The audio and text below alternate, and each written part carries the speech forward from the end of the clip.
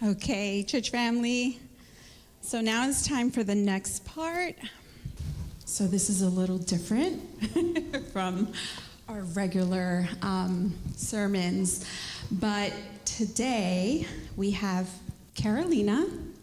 And as you can see in the slides, I'm going to be asking her some questions, okay? So here we go.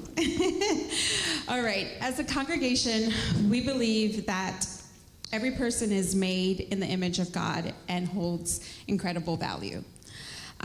So this, what was it, a week ago? Right, 2 weeks ago? I'm sorry. March 7th March to 7th. the 12th. Yes. Carolina, she had the opportunity to put that belief into action by serving on a mission trip to Jamaica.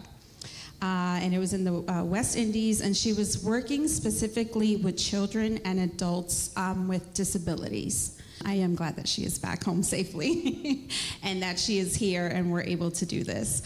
So can you tell us about where you went? Now, this is kind of a couple questions, and I can repeat them again.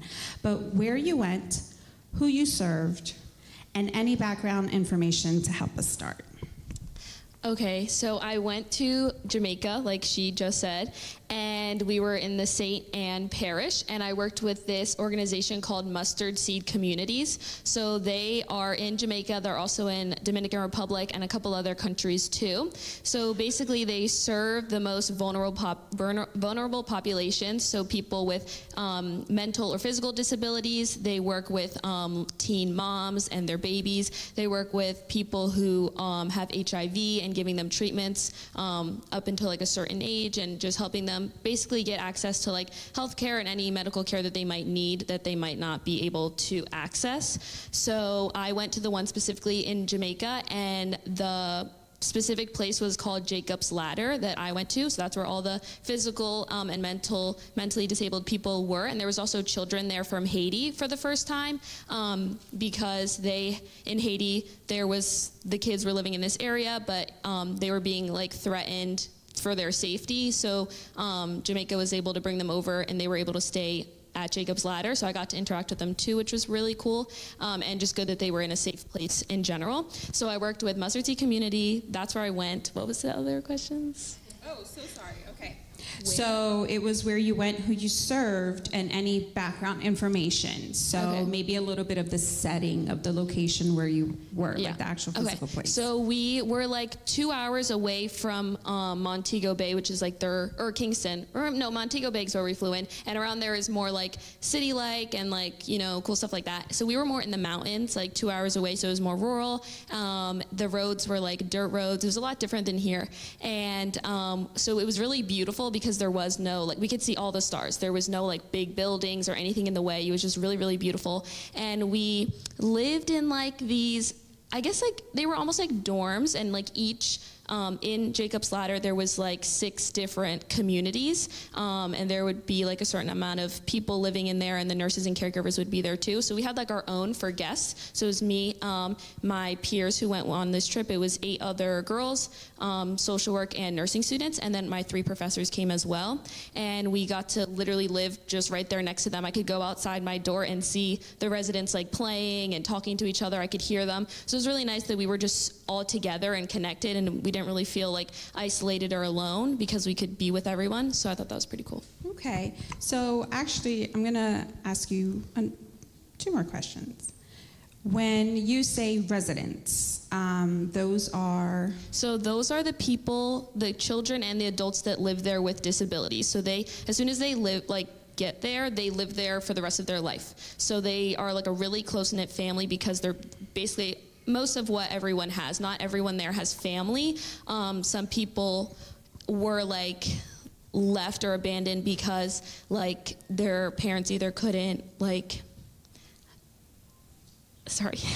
they couldn't afford to take care of them, so they were just left. And this organization was able to like take them in and give them like the help and the treatments that they needed. Okay. All right, thank you. And she mentioned something about nurses and social work, so yeah. I don't think we had established, but Carolina, I know you originally were going for psychology, Yes. and then you changed your major this last semester, was it? Yep. Yeah. Okay. Yeah. Okay. Yeah, so she changed it to? Social work. Yes. Yes. Okay. Okay. So so my next question, what was the one thing? Oh, actually, wait. Sorry, I almost skipped one. So if you had to paint a picture for us of what a typical day serving in Jamaica, what would that look like? Okay, so we would wake up maybe 6 or 6:30, and we would wake up, and Kevin, who was basically the person who would take us everywhere and make sure we were safe, make sure we knew what we were doing, he would cook us breakfast. So we would wake up and we'd have breakfast there, all together, the people from our college basically were there. And we would pray, we would eat, and then we would go and feed the residents, because a lot of them had physical disabilities where they couldn't move their body or their hands, so we would feed them breakfast. And then we would, so then we would go train the nurses and caregivers that worked there. So we had 3 training groups. One of them, I can put a picture actually. So my group was trauma-informed care. So these are my 2 peers, and we taught about trauma-informed practices for the nurses and caregivers to use for the residents that have experienced trauma, and just good information for them as well if they also experienced trauma. And we also had a self-care one, which was focusing on just making sure that the caregivers and nurses are taking care of themselves, because they do such a really hard job and for really long hours. And then the last one was about de-escalating certain behaviors and how to deal with that in a trauma-informed way, and just a proper way to keep everybody safe. So we would train our 3 groups. We would train a certain group of nurses and caregivers, and then we would go and have our lunch, and then we would feed the residents lunch. And then we would usually do one more training session that was really small. Same thing, but it was a different group of nurses and caregivers that were usually on the night shift, or they were about to go home. And then we would have an activity to do. So one of the nights we did bingo, and we would just play bingo with them. They had a really good time. So all the residents were able to come into this one building, and they could interact with each other. And we got to we really had time to interact with each community or village that was in the overall community of Jacob's Ladder. So it was nice just being able to interact with them. And then we would go back, have dinner, and then we would have free time and just reflect on the day and plan for the next day. Nice. Okay. So thank you. That kind of helps us picture where you were and what your day looked like. So with being that you went internationally to another part of the world, so what was one thing that surprised you or was completely different, or from what you expected when you left here and went over there? So I knew that we're a very fortunate country and very privileged, but I think you don't realize it until you see it. You learn about it and we're okay, yeah, they don't have this is how they live. But until you're there and living with them, it's a culture shock, but it's also just a wow, we're so lucky to be here and just be born here. We didn't do anything to be born here. But so I was really able to just be humble about what I have and stuff like that. But it was just hard to see how little they had, but they were still so happy. And I feel they could arguably be more happy than some people here, and they just have so little. So it was really cool to just be able to see that and just take something from that as well. Okay. Now, during your traveling over there, as you mentioned, you went with, this, your school. Did you guys get to see or visit any churches? So we pretty much stayed on the Jacob's Ladder, campus the whole time. So they did have a temple where they had mass. So we were able to attend and see what that looks like for them. And it was very simple. It was one building. There was their worship team was just someone playing this drum type of thing, a maraca, and then everyone else was just singing. And it was really cool though, because I guess it was so simple that you could really focus on just connecting with you and God and praying and learning new things. So I thought it was really cool. And so I did get to attend that, and I got to meet the people who worked in the church, and they were really nice. But we didn't get to visit any other churches because our schedule was so tight that we could only stay where we were, because it would take a long time to travel since we were kind of in the mountains. Okay. All right, so you spent your time with individuals who face significant barriers in society.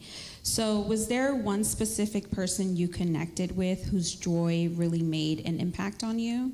Yes. So I know you can't really tell in this picture, but there's a person to my right, and he's wearing a red shirt, and I was helping him during bingo, and every time, like, the girl who was calling the bingo numbers, he would tap me every time, and he would be so excited, like, to see if he won, and he was really excited when he did win, and I think, like, just seeing how excited he was, and all we were doing is playing bingo, and, like, he couldn't even, like, he needed me to help him to even see, like, if he had the number, or, like, you know, but he was just still so happy, and it made me happy just seeing how happy he was, and, like, I wasn't even doing much. I was literally just finding the letter and putting the little circle on it, but, like, it made them so happy, and it was just such an easy thing for me to do, so it was really nice. Okay. And I know you shared a little bit before, but what was the most challenging or difficult part of the trip? Yeah, so kind of just what I talked about, like, realizing, like, the reality of the situation and how, like, Mustard Seed does such a good job of, like, helping all these people, but, like, the fact that they were just still abandoned, and, like, it's mind-blowing to me that, like, they don't, like, there's no known family. Like, we were able to read books about them and, like, about each resident, and a lot of them just said, like, they don't know where their family is, and, like, they just don't have anybody. So that was really hard just seeing that. But it was nice to know that, like, they were happy to see us, even though I was only there for a couple days, and I was able to make them smile, and they were able to make me smile. So that was really nice. And I was also, like, more challenging also was that, like, I couldn't stay there longer. Like, I wish I could have helped longer because I was only there a couple days, and, like, I wish I could just teleport there for, like, 2 hours when I have nothing to do here and just go help them, because the nurses and caregivers work, it's a very hard job, and they work a lot longer hours than, like, nurses here do, and they work 5 days a week, so they only get 2 days off, and they have to, like, they don't have their own cars, so they have to drive, like, 3 hours back to wherever they live in, like, this big bus. So I just knew, like, if I was able to feed one resident that they didn't have to feed and they could just sit down and just take, like, 5 minutes to themselves, that was, like, a really good help. So just wishing I could just be there longer and help more. Okay. So what was the most surprising thing you learned about the culture? I think the most surprising thing I learned was that everyone just, like, is a family. I feel like here sometimes in our workplaces, I don't feel like everyone is necessarily a family. I don't know if you guys agree, but they just have that community and, like, connection that they go through good things together, they go through bad things together, they get frustrated together, but they also laugh together, they smile together, and, like, they always have each other's back, even though they're so tired and so exhausted. I was always able to see them, like, talking and smiling, and it was just nice to see that, like, they're not related, they're not best friends, they're just, like, coworkers, but they all just have each other's back there at the community and in Jamaica where I went. Okay. And what is one moment that you will never forget? One moment I'll never forget is anytime I would go to a certain village and see the residents, they were so excited to see me, like, as if I hadn't seen them for, like, a year. Like, even if I had seen them 3 hours before, they were so excited, and all they wanted to do was hug. They just wanted to hug. They wanted to stand next to me. They wanted to play with my hair. Like, they didn't even necessarily want to talk, but just, like, my presence, like, excited them so much, and it just felt so nice that it's, like, all they wanted was just to spend time with someone else, like, not even necessarily talk to someone else, but they just wanted to be seen and be heard and be hugged, and I think that was really nice. Okay. Okay, so coming home from a trip like this can be a big transition. So what is one lesson about God or how we should view our neighbors with disabilities that you're bringing back to your church family? For me, I had never worked with people with disabilities before, so I kind of felt, like, nervous, maybe, like, a little, like, unqualified. But I think, like, after the first day, like, after you just throw yourself in there and, like, literally ask God, like, please help me be able to do what you want me to do because I don't know what I'm doing, I feel like, I was able by the second day to, like, just be so normal with the residents and just, like, they were just my friends. Like, it was really easy after a while. So I feel like I was able to take away that, like, you're not always going to feel qualified to do something, but if you think God is telling you to do it, I think you should do it, because most likely after the fact, you're going to be so happy and grateful that you did it, even if you felt really nervous and really, like, I don't know what I'm doing. You'll feel so much better knowing that, like, even if you don't feel better after, you helped and you did what God wanted you to help. and knowing that like all these people, like God sees them just as they see me, and just as he sees me, and I should view them in that light too. Okay. Now, I know you have a slide coming up, like you said, something so simple. So can you show us the next slide and what you're doing there? So another event that we had is some of the residents helped us cook brownies, and then we made a bunch of brownies, and then we were able to serve them to everyone when we were doing this like painting activity. And the people that weren't there in that building, we were able to go and walk out to the other villages and make sure that everyone had a brownie, even the caregivers and the nurses. And yeah, it was really nice. And again, a very simple thing, very easy, but they were really excited for the brownies. Okay. So what did you learn about yourself that you didn't know before you left? I learned that So like I said, I had never worked with this type of population before with disabilities, and I felt, kind of nervous, but I feel like I could totally work with them in my career going forward. And I just feel so happy that I did this, because if I had never gone, then maybe I would have never felt called to work with that population before. And it's just like showing how important it is to like expose yourself to things you maybe are not comfortable with, don't know much about, but just like educating yourself on different types of people and different groups and different cultures is really important, because you don't know like where, like that might be, those type of people might be the people you're supposed to help most, but you'll never know if you don't educate and expose yourself to different populations. Okay. So can you tell us about a specific person you met who made an impact on you? Okay, so I'll set the scene. This is the fun time of the night. So we were doing, I don't remember what we were doing. I think we were doing like painting, we were making bracelets, and I was so tired, and I was like, the day's not even over yet. So I was just sitting down. I was like, I'm just gonna sit down and take a minute.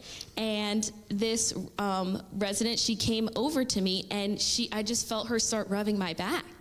And I love massages, in case you guys don't know. But I was just how did she know that like that's what I needed in that moment, that I felt so tired and like exhausted and like, oh my goodness, like I don't know how I'm gonna get through the rest of the day. And all she did was just come over to me. She didn't even say anything. She just started rubbing my back, and she was looking at me, and she was smiling at me, and it was just exactly what I needed in that moment. And it's like I should have been the one like rubbing her back. Like I'm there to serve her and help her, but I was able to receive something from her, and it was really just the perfect time, and I was super grateful, and it was just such a like sweet little moment. So yeah. Okay. So where did you see God working, whether above or beyond, or in something small during your time serving these children and the children and adults? I think like knowing that just trusting God when I feel uncomfortable and when I feel like unqualified, and just like going and doing it. Because when I was like feeding the residents, like I had never fed people before, like literally, and like they couldn't communicate to me if I'm going too fast or if I'm going too slow or if I'm giving them too much, and I just felt like I have no clue what I'm doing.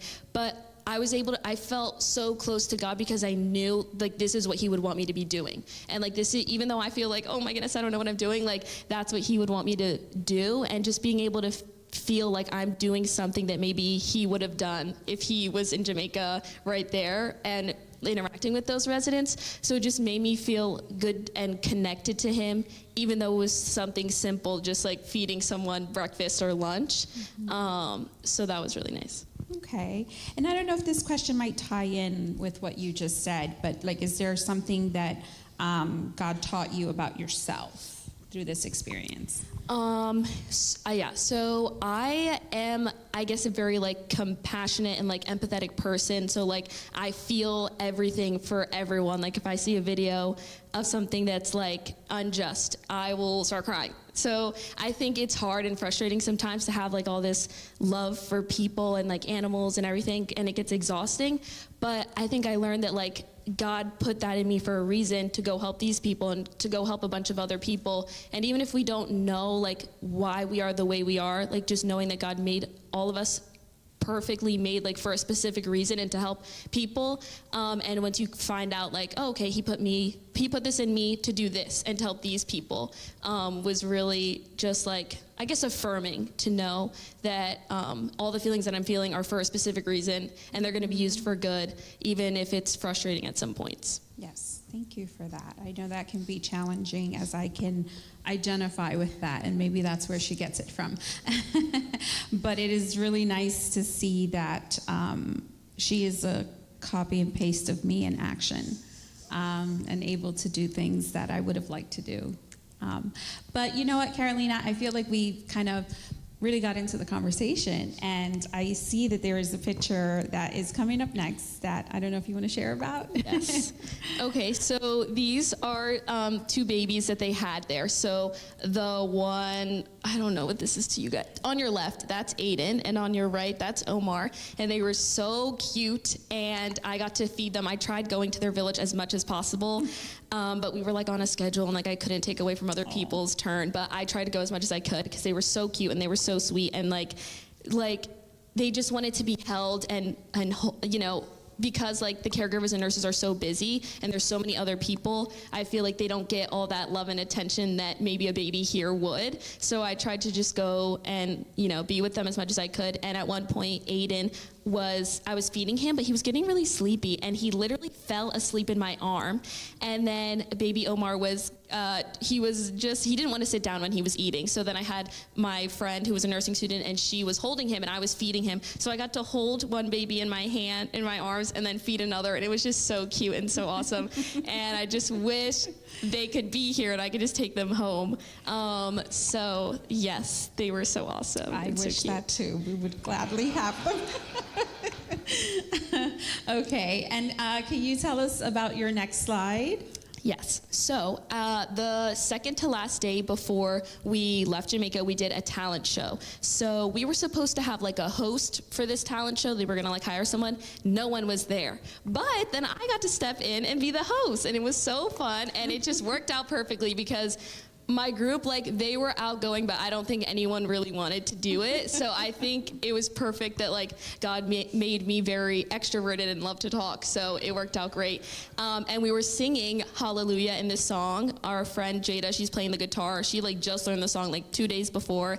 And it didn't even matter how good our singing or our music abilities were, because the residents were just so happy that we were there, that we were singing, they were standing and they were singing with us. And it just, like, it was a really nice picture of, like, you don't have to be perfect to make an impact on someone else. You don't have to be perfect to go volunteer and help. Literally anything is enough and more than enough. So yeah, I love that. And I would like to think that maybe your presence here at Bucks and helping with the Camp Legit has kind of helped train you into, even though it was a small thing, but you were able to step up and take that role of putting on a show for them. Yes, I agree. I was channeling my inner camp counselor when we will do our crazy songs at Legit and getting everyone hyped. I was running across the stage and being like, stand up, let's go guys, come on. And that was really helpful with our training from Legit. So you guys should come if you ever want to go. Yes, so your church family has trained you. Yes, for sure. Okay, so if what is one lesson from the trip that you want to start living out right here in our own community? I would say just volunteering, like, my time anywhere, like, even if it's not necessarily in church, but like if there is like a shelter that needs me to do a food drive, or like just really donating, collecting things for donations for different like organizations and stuff like that. I think I realized, like, since I was able to have such a jam-packed day in Jamaica and like coming back here, and it's like, yeah, I have responsibilities, but I'm not busy every minute of the day. Like, I can take 1 hour of my day, like literally every day I could, and go help somebody, or I can go around my neighborhood, see if anyone needs help with anything. Like, I think sometimes it's hard to think like, oh, if I'm volunteering, like it has to be like this on this day, this time, and I have to make sure like it's perfect and it's good. But like, you can really do anything. And it can be small, it can not be super organized, and just anything is helpful, because there's so many people who need our help. And especially knowing God, I feel like we should be the ones to go help, go talk about God, and just be a light to everyone around us. Okay, yep. That sounds really good. Thank you. Now, I do have one more question. I'm just trying to think if, I don't know if we want. If I should show the rest. Do you want to show some of them? I'll show some of the pictures just so you guys can see. So this was our last day. These are my 2 professors on the right side, and then the rest of the girls. It was all girls who went on the trip, and then there was 2 residents and a caregiver right behind my teachers there, and we were able to just eat some really good food, hang out with each other, and just reflect on like everything. And it was really nice. And then this is a group photo on our last day right before we left to the airport, and we got a little group photo. It's so pretty there. I should have put more pictures, but you guys can ask me and I'll show you pictures on my phone. But this is, we got to wear scrubs. I got to be like a pretend nurse for a day, or a couple days, which is really cool, and feel really professional. But it was really nice. I just want to say this quick story. So we were talking to the nurses and caregivers about like compassion fatigue and vicarious trauma, which is, compassion fatigue is basically like you care for people all day for so long that you get exhausted, and it's almost like you are not able to care anymore because you've just exhausted everything.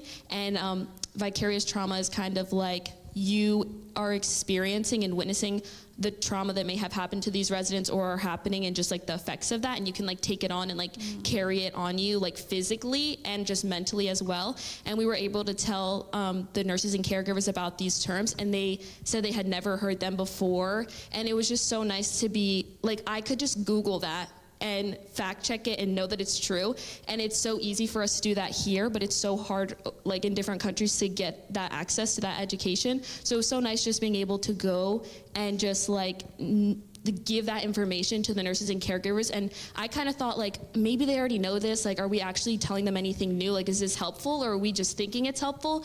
But when we were actually able to see that like they didn't know what this was, and they were so happy and they were so attentive, even though they had just worked like a 14-hour shift, like they were like watching and they were listening and they wanted to learn more and become more educated. So it was really nice to be able to go and share the knowledge that I'm so privileged to get here at a university, and be able to go give it to them, to people who really need it most, I would say. So yeah. Okay, thank you for that and for sharing with them, because it is important for them to know that, you know, what they're feeling is valid, and there's a, you know, explanation.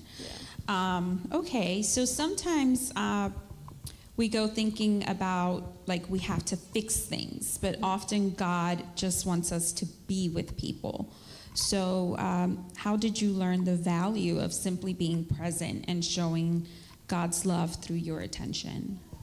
I think that the question was very true. Like, it's very easy to go over and be like, oh, you guys should do this, this, and this, because that's what we do in America, and we think that that's great. But like understanding the culture and like the resources they have access to, and the time that they have, and things like that. So it was a good opportunity to practice like being with them and saying, what do you need? And I will help you. Not like, this is what I think you should do and this is how I can help you, but just being able to be humble enough to say that and to do that, even if it's not what you want to do, because there's like, I guess, like, we didn't necessarily like have gloves when we were feeding, and I guess the nursing students were like, usually we have gloves here, and like it can definitely be uncomfortable to not feel like super sanitary, but like this is what they had in Jamaica, and this is what we made do of what we had, and just making sure that like you're just aware of that and not being like, oh, like making any comments or like anything like that, but just being like, okay, we're gonna do this and that's it, and just being able to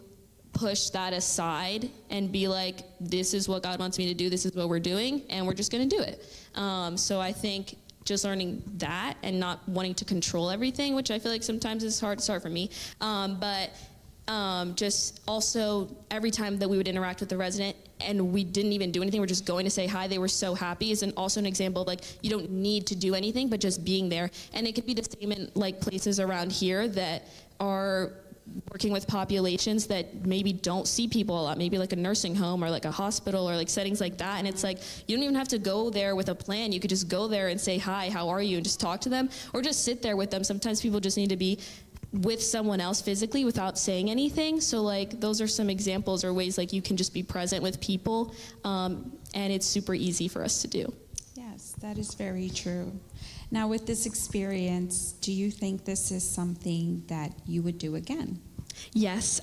So they Gwen and Mercy tries to go every year to Jamaica to Jacob's Ladder, but last year they weren't able to go because they didn't have enough students. So I'm telling everyone about this trip so that we can have enough students to go, so that they can get that experience, and then I can go again. I had a really positive experience. If you guys ever want to go on a mission trip, which they do trips for churches, family, friends, we could totally do that and go there. And it was a really positive space. I felt so safe there, like with everyone was just so kind, and it was a really good experience. And I could definitely see myself working like with other countries, maybe doing something like globally with social work. So I think it was just such an eye-opening opportunity, and I'm so grateful that I was able to go, because then I would have never known that I may be interested in some different career paths.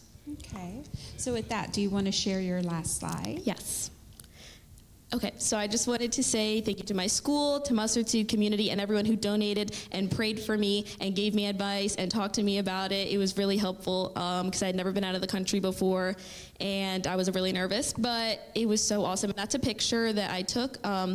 Those are like basically like the little community, like the villages, so like the residents would live in there, and they was like painted, and they would have like Bible verses on it, and like crosses and hearts and just like positive things, and just the mountains and the sky, like everything was so beautiful. And like hearing different kinds of animal sounds that I've never heard before was really scary at first, but it was really nice just to be like in nature. I think is something I also learned, and like the importance of that, and just realizing like God made all of this stuff, and it's like it makes me happy just being there and being present with it, versus maybe like our neighborhood where there's not too much grass. Like there's grass, but like, you know, it's just nothing compared to like a different country. So just making sure I spend time outside around here to feel just connected with God and what He created, and like what we were created to be with. So yes, thank you to everybody. Carolina, we thank you so much for being brave to sit here and talk about this experience that you had. And like you mentioned, you were doing social working, so it's, you know, you felt like what you were doing was not a big deal, but clearly it was. I mean, it impacted a lot of people in that moment, because like she said, you know, we talked about, we tried to fix the problem, and that's what we want to do, fix the problem. But God doesn't call us to fix the problem. He calls us to just serve. Thank you. Yes. He calls us to serve, and at that moment, you're helping someone or answering a prayer. And collectively, if we all listen to God and serve, we are doing a big difference. And we thank you for sharing that. And I guess with this, we just want others to have an open heart and mind to help and serve others. Like Carolina mentioned, doesn't necessarily have to be a mission trip, but there is a lot here in this country, you know, nursing homes, hospitals, and even schools, if there's a way that you can volunteer, like you said, 1 hour, just here and there. But just put it in prayer and let God lead you on where He needs you to serve, because we are all individually made with our own talents. And even if it's something you feel that is out of the box that you didn't think you could do, you can. So we thank you for that, because it is important for us to serve. That is what God wants us to do. And sometimes we think that life is about being a good person, and we come to church and we help in church and everything, but it's also about our life and how we live our life and helping others. And it's really easy to get wrapped up here. We're so privileged, and not to undermine the struggles that we all have in this world, in our lives, but there are others who have so little. And I know we're wrapping up, but you know what, it just reminded me of that story you mentioned about the person in the wheelchair. Yes. What was their wheelchair like? So a lot of people obviously like couldn't walk, so they would be in wheelchairs, and usually like on a wheelchair you have like the little place for your foot so you can, you know, be comfortable. And their wheelchair didn't have that, so they just had basically like cloth like tied from here to here, and their feet were just kind of like in it. But it's just like, it showed like what the resources they have there versus here. Like people, I don't see that, I feel like here, and like you're able to get a wheelchair and you can pay it off if you don't have the money right now. But like there, they have to pay in full for what they get and what they need. And a lot of things that Mustard Seed gets are like donations from people. So it's like just realizing that, like that realization, it was crazy to me, but also like inspiring that like, if you have a wheelchair that you don't use anymore, if you can find a way to give it to Mustard Seed, they would gladly take it and the residents would use it because that's what they are in all day. It's not like, oh, they're only in it for transporting. It's like they can't walk, so that's what they're in every day. And just being able to like bring awareness to that and to donate to that, even if it's a couple bucks, it will go a long way if everyone does something. Not even just for Mustard Seed, but like any other countries that are struggling and need things like that. Yeah. Okay. Thank you for that, Carolina.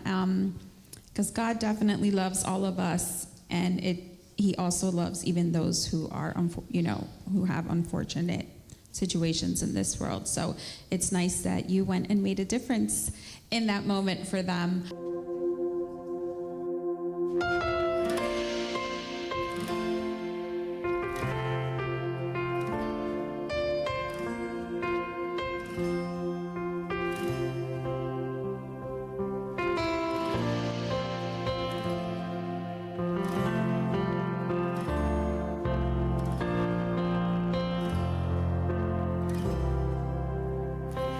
Anytime, any place, you stand beside me and wait.